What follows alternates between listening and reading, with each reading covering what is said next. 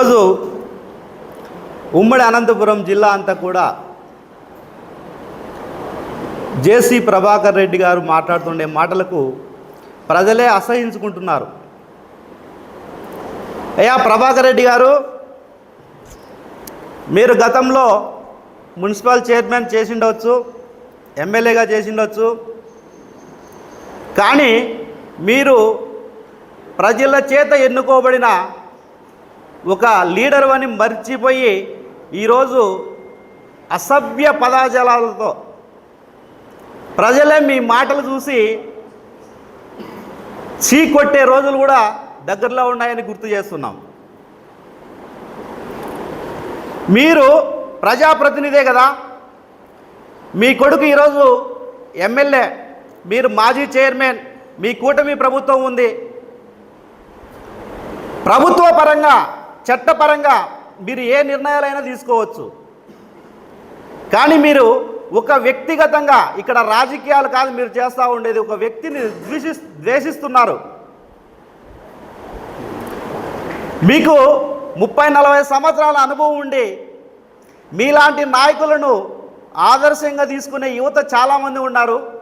వాళ్ళకి ఈరోజు మీరు ఏం నేర్పిస్తున్నారో, మీ మెసేజ్ ద్వారా వాళ్ళు ఏం నేర్చుకుంటున్నారో ఒకసారి గుర్తు తెచ్చుకోండి. ఇంతవరకు రాజకీయాల్లో కామెడీ యాక్టర్ అంటే మన దాదాపుగా అందరూ నవ్వుకునే వ్యక్తి కేఏ పాల్ గారు. మీరు కూడా 50 సంవత్సరాలు రాజకీయ అనుభవం ఉండి మీరు కూడా కేఏ పాల్ మారి తయారవుతున్న రోజు కూడా మీకు గుర్తు రావడంలే. నేను మాట్లాడిందే అందరూ వింటున్నారు అనుకుంటున్నారు, మీరు అనుకుంటున్నారు, కానీ వెనకాల ఏమి నవ్వుకుంటున్నారో మీకు అర్థం కావడం లేదు. అనంత వెంకటరామరెడ్డి 4 సార్లు ఎంపీగా, వాళ్ళ నాన్న ఎంపీగా, తర్వాత ఒకసారి శాసనసభ్యులుగా చేశారు. విశ్వేశ్వరరెడ్డి గారు శాసనసభ్యులుగా చేశారు. రంగయ్య గారు పార్లమెంట్ మెంబర్గా ఉన్నారు. మీరు రాజకీయాల్లోనే ఉన్నారు, మీరు శాసనసభ్యులు అయ్యారు. మరి రాజకీయాల్లో ఒక నాయకుడిని ఏ విధంగా మాట్లాడే తీరు పద్ధతులు మీ దగ్గర ఉన్నాయి కదా, మరి ఈరోజు మీరు చీ అని ఎంగిలి ఉంచడం ఏంది, అరే ఒరే అనడం ఏంది? ఇదేనా మీరు నేర్పే భాష? యువతకు మీరు నేర్పించే భాషలు ఇలాంటివేనా? ఖచ్చితంగా చెప్తున్నాం, మీరు ఈరోజు కూటమి ప్రభుత్వంలో మీరు తాడిపత్రిలో చేసేది ఏ అభివృద్ధి కార్యక్రమాలు లేవు కాబట్టి మీరు కేవలం డైవర్షన్ పాలిటిక్స్. మీ కొడుకు శాసనసభ్యులుగా ఎక్కడ అందుబాటులో ఉన్నాడు తాడిపత్రిలో, మీరు చైర్మన్గా అలా మీ పదవి అయిపోయింది. మీరు ఆ తాడిపత్రిలో డైవర్షన్ పాలిటిక్స్ చేసే విధంగా ఈరోజు ఇవన్నీ నాయకులను మాట్లాడుతున్నారు తప్ప మీరు రాజకీయం చేయడం లేదు. మీ తాడిపత్రి గురించి మీరు ఎందుకు ఆలోచించడం లేదు?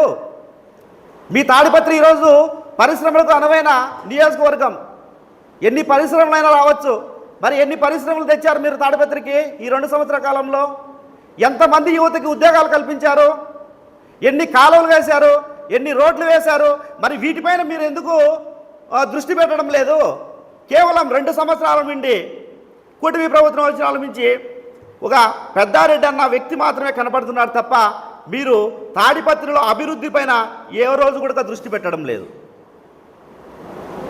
ఇలా పొలిటికలే కాదు, ఎందుకు పొలిటికల్ ఈరోజు పెద్దారెడ్డి అన్న ఎందుకు ఉండకూడదు ఇన్ఛార్జిగా? పెద్దారెడ్డి తాడిపత్రి రాకూడదు, ఎవరైనా రావచ్చు అంటారు. ఏమి వైఎస్ఆర్సీపీ పార్టీ నువ్వు పెట్టిండేది కాదు కదా? పెద్దారెడ్డిని అక్కడ ఇన్ఛార్జి ఉంటాడని మా నాయకుడు చెప్తా ఉన్నాడు.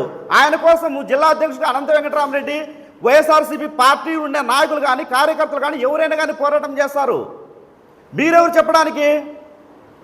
మరి అదేవిధంగా ఆ రోజు జగన్మోహన్ రెడ్డి గారు ముఖ్యమంత్రి ఉన్నప్పుడు కేవలం మీరు చైర్మన్ అవడానికి 2 సీట్లు వచ్చినాయి. ఆయన అనుకుంటే మొత్తం అందరినీ కూడా చేసి చైర్మన్ చేయలేడా? మీకు అవన్నీ ఎందుకు గుర్తు రావడం లేదు ఇప్పుడు? అయా ప్రభాకర్ రెడ్డి గారు, మీరు ఒక పొలిటికల్ రాజకీయ నాయకులనే కాదు, గత సంవత్సరం 2025 జనవరిలో బీజేపీ లీడర్ నటి ఆమె మాధవి లవతర్ గారు కూడా మీ ఇష్టం వచ్చినట్టు నోటికొచ్చినట్టు ఒక మహిళ కూడా అని చూడుకోకుండా దూషించారు. ఆమె సైబర్ క్రైమ్లో మీ పైన కేసు పెడితే మీరు క్షమాపణ చెప్పారు. ఎందుకయ్యా మీరు 40 సంవత్సరాల రాజకీయ అనుభవం ఉంది అంటున్నారు, మీ వయసు తగ్గట్టు మాట్లాడి క్షమాపణలు ఎవరు చెప్పమన్నారు? మీకే మీ మీ డోర్ అదుపులో పెట్టుకొని మాట్లాడాలి కదా, మీ భాష ఏమనేది చూసుకోవాలి కదా. ఒక ఆమె కాదు, తర్వాత 2025లో ఏఎస్పీ రోహిత్ కుమార్ చౌదరి గారిని, ఆయన ఐఏఎస్ ఏఎస్పీగా వస్తే ఆయన ఏం దూషించారు మీరు? మీ ఎట్లా పాస్ అయ్యావయ్యా ఐఏఎస్ అని మాట్లాడారు. ఆ విషయానికి జగదీష్ గారు, తర్వాత డిఐజీ గారు కూడా ఆఖరికి సంతకాల సేకరణ చేసి పోలీసులకు క్షమాపణ చెప్పాలా, మీరు మాట్లాడే పద్ధతి మార్చుకోవాలా అని చెప్పి మీ పైన పోలీస్ వ్యవస్థ అంతా కూడా సంతకాలు పెట్టి క్షమాపణ చెప్పుకునే రోజులు వచ్చాయి. ఇవన్నీ ఆలోచించుకొని మాట్లాడాలి కదా మీరు కూడా. ఈరోజు ఈ అనంతపురం జిల్లాలో పోలీస్ వ్యవస్థ ఏ అధికారైనా కూడా తాడిపత్రికి డ్యూటీకి పోవాలంటేనే భయం వేస్తూ ఉంది వాళ్ళకు. తాడిపత్రి అంటేనే మాకు వద్దు ఉద్యోగం అంటున్నారు. ఆ విధంగా మీరు క్రియేట్ చేస్తూ ఉన్నారు. అంటే మీరు నియంత పాలన, అంటే నేను చెప్పిందే జరగల్లా. ప్రభాకర్ రెడ్డి గారు ఇప్పటి వరకు గతంలో జరిగాం, కానీ ఇప్పుడు మారిపోయింది. ఎవరికి ఎవరు లీడర్ ఏం కాదు. ఒకవేళ నిన్ను అన్నావు, నాకు 75 సంవత్సరాలు నన్ను చంపుతారా అని అవతల వ్యక్తులు కూడా ఇదే విధంగా అనుకుంటారు. చావడానికి సిద్ధమైనప్పుడు ఏదానికైనా రెడీ అవుతారు, మీరే కాదు కదా.